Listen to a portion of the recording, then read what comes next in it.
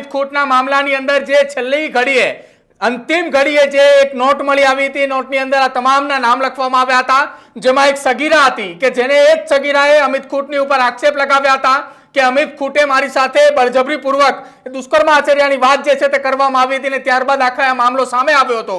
જો કે આ કેસની અંદર અત્યાર સુધીની આ સૌથી મોટી કાર્યવાહી એ ગોંડલ તાલુકા પોલીસની છે કે જેની અંદર આખી આ ઘટનાની અંદર એ સગીરાની અટકાયત કરવામાં આવી છે. એ સગીરાની અટકાયત કરતાની સાથે એની પૂછપરછ કરવામાં આવી છે. એની પૂછપરછ કરતા એને નિવેદન એ ફેરવી તોડ્યું છે. તેને નિવેદન બદલતા તેને એવું કહ્યું છે કે મને રૂપિયા અને નોકરીની લાલચ આપવામાં આવી હતી, તેના કારણે આખું આ પ્રકારનું કાવતરું એટલે કે વન ટાઈપ ઓફ હની ટ્રેપની વાત જે છે જે અમિત ખૂટે તેની નોટની અંદર લખ્યું હતું એ કદાચ અહીંયા સાબિત થતું હોય તેવું લાગી રહ્યું છે. જો કે આ તમામની વચ્ચે એડવોકેટ સંજય પંડિત કે જેઓ પીડિતાના વકીલ હતા તેની પણ આ કેસની અંદર અત્યારે ગોંડલ તાલુકા પોલીસ સ્ટેશન ખાતે અટકાયત કરવામાં આવી છે. તેમનો પણ તેમની સાથે એડવોકેટ દિનેશ પાતર કે જેઓ પણ તેમની સાથે જ હોય છે તેની પણ અટકાયત કરવામાં આવી છે આ મામલાની અંદર જ. તે જો કે આખી આ ઘટના સંદર્ભે ગોંડલથી જ રાજભા જાડેજા મારી સાથે જોડાયા છે. સીધી વાત તેમની સાથે કરવી છે કે સતત આખી આ ઘટનાની અંદર પોલીસ તપાસની સામે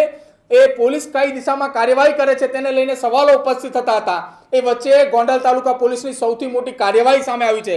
રાજભા, કઈ દિશાની અંદર જુઓ છો કાર્યવાહી સૌથી મોટી થઈ છે? જે સગીરાએ આક્ષેપ લગાવ્યા હતા એ સગીરાએ તેનું નિવેદન ફેરવી તોડ્યું અને તેને કહ્યું કે મને રૂપિયા અને નોકરીની લાલચ આપી દે એટલા માટે અમે આ બધું કર્યું. જી બિલકુલ પ્રદીપભાઈ, જ્યારે જે ઘટના બની અને સ્વર્ગસ્થ અમિત ઉપર જ્યારે આક્ષેપો થયા, એની ઉપર ગુનો દાખલ થયો, ત્યારથી બધાને શંકા હતી કે ક્યાંક ને ક્યાંક રંધાય છે. જ્યારે સ્વર્ગસ્થ અમિતે જ્યારે સુસાઇડ કર્યું અને ત્યારે રીબડાના આગેવાન ગોવિંદભાઈ સકપરિયા સહિત બધાએ આક્ષેપ કર્યા હતા કે ભાઈ ક્યાંક ને ક્યાંક કોકનો રોલ છે અને પોલીસ ઉપર અમે લોકોએ સંપૂર્ણપણે ભરોસો અને વિશ્વાસ રાખ્યો હતો. અત્યારે પોલીસે મને લાગે છે દૂધનું દૂધ અને પાણીનું પાણી કર્યું છે.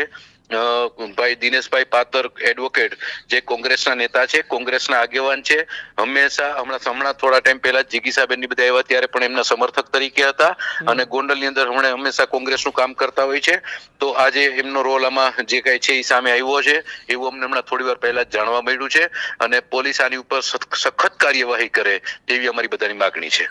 રાજભા, શું લાગી રહ્યું છે આખા કેસની અંદર જે અમિત ખૂટની નોટની અંદર લખવામાં આવ્યું હતું કે આખી હની ટ્રેપની વાત છે, મને હની ટ્રેપની અંદર ફસાવવામાં આવી રહ્યો છે, એ જ ઘટના સામે આવી રહ્યું એવું લાગી રહ્યું છે? હવે બિલકુલ ઈ જ વાત લાગી રહી છે અને હું ત્યાં સુધી કહું છું કે આ એકદમ નીચલી કક્ષાનું રાજકારણ કહેવાય.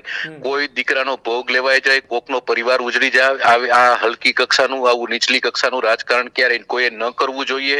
અને અત્યારે ખાસ કરીને પોલીસ આવા જે લોકો છે, જેનું નામ આવે, જે લોકો છે એની ઉપર કડક કાર્યવાહી થાય તેવી અમારી સ્પષ્ટપણે માગણી છે. બિલકુલ રાજભા, આભાર અમારી સાથે જોડાવા બદલ.